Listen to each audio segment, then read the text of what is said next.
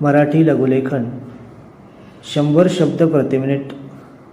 Ready start.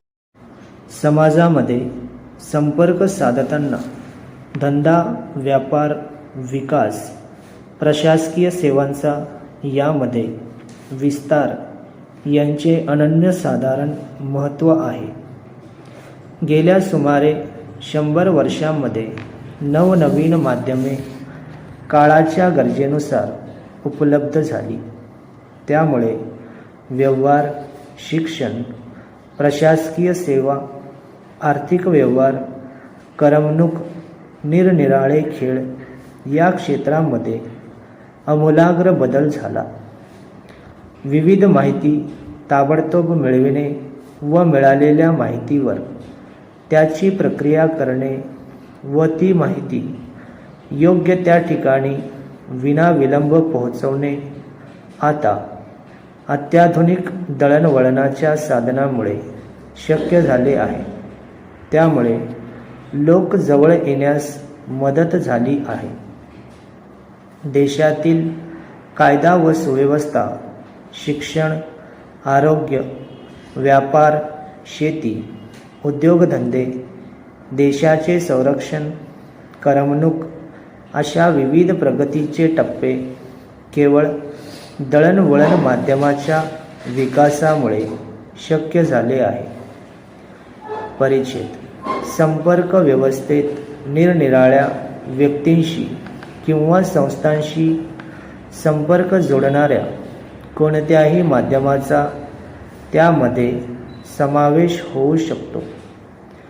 विविध प्रसार साधने म्हणजे चित्रपट, आकाशवाणी, दूरदर्शन व वृत्तपत्र. संपर्क साधनेमध्ये टपाल, तार, टेलेक्स, दूरवाणी विविध क्षेत्रामध्ये केले जातात. परिच्छेद. महाराष्ट्रामध्ये उद्योगधंदे, व्यापार, साक्षरता, प्रसार, नागरीकरण इतर राज्यांच्या तुलनेने पुष्कळ समाधानकारक असल्यामुळे वरील सर्व माध्यमांचा लाभ राज्यास बऱ्यापैकी झालेला आहे.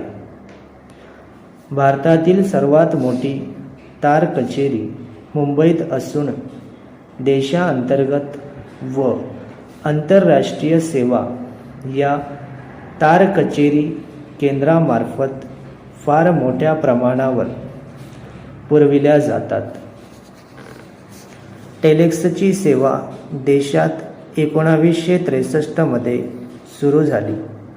महाराष्ट्रामध्ये मुंबई, पुणे, नागपूर, कोल्हापूर, नाशिक, औरंगाबाद, अमरावती येथे टेलेक्स व्यवस्था आहे.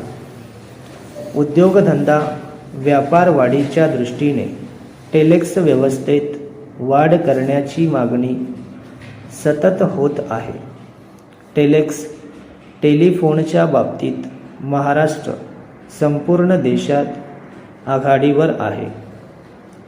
राज्याच्या उत्पन्नात होणारी वाढ, विमा कंपनी, बँक, व्यापारधंदा, परीक्षा अशा सेवांचा विस्तार यामुळे टेलिफोनची मागणी कित्येक पटीने वाढली आहे.